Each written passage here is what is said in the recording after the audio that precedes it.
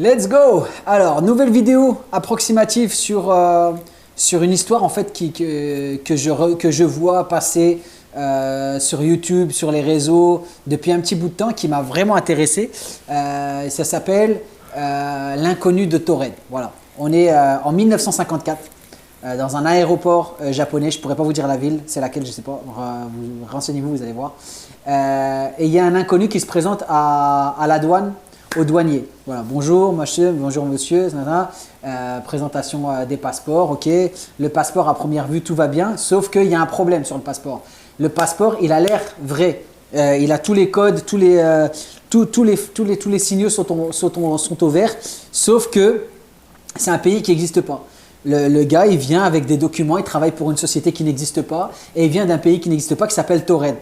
Et là, les douaniers japonais, ils lui disent en japonais, là, monsieur, c'est cool, mais vous venez d'un pays qui n'existe pas. Il dit, comment ça voilà, j'ai suivi ce plan de vol, je viens de tel aéroport, ce pays-là, il existe.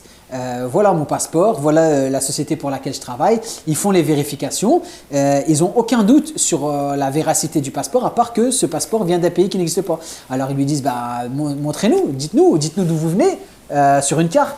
Et là, ils pointent un pays qui a entre la France et l'Espagne, ce qui est Andorre, dans notre monde à nous.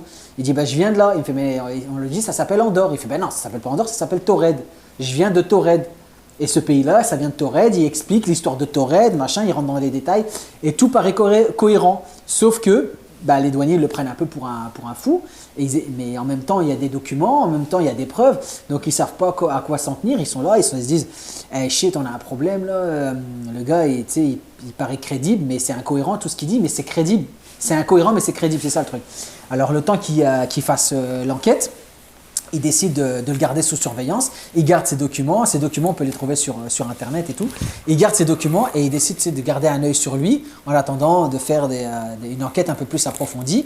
Et à proximité de l'aéroport, ils le mettent dans une chambre d'hôtel, j'imagine, qui est spécialement conçue pour ce genre d'affaires, avec juste une entrée de lumière, mais pas une fenêtre de laquelle tu peux t'échapper. C'est tellement petit, c'est pas possible, tu sais. Et il place quelqu'un, il place une ou deux personnes, je ne me souviens plus, à la porte en attendant de faire leur enquête de leur côté. Donc la nuit se passe, ils reviennent dans la chambre, il n'y a plus personne. Il a disparu. Il a laissé ses papiers, ils n'ont jamais retrouvé, ils n'ont jamais su qui c'était. Il y a juste une personne qui s'est présentée avec des documents d'un pays qui n'existe pas, avec des documents de voyage d'une société qui n'existe pas.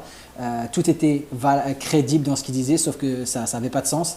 Et voilà, on soupçonne que cette personne, elle a voyagé d'un univers au nôtre et est repartie dans son univers. On ne sait pas de quelle manière, on ne sait pas comment, on ne sait pas, mais ça reste une énigme qui n'a jamais été résolue. Et on l'a appelé ça le visiteur de Taured ou l'inconnu de Taured. C'était approximatif ou c'était précis ça? Approximatif. Non, c'était précis ça. T'as pas dit que la ville c'était Tokyo. La ville c'est Tokyo? Ouais. Mais il a dit que les douaniers japonais parlaient en japonais. Ouais, ça j'ai dit. Japonais, j'ai le clairement Japon c'est dit. grand, hein? Arthur, merci. J'ai clairement dit que c'était au Japon.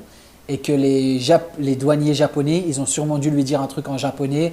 Yo man, ok, ça je l'ai dit. Ouais. Ça c'était vachement précis.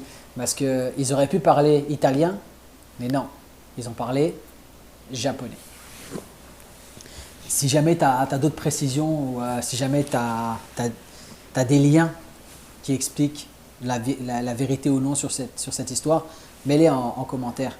Et rendez-vous à la semaine prochaine pour un autre épisode approximatif.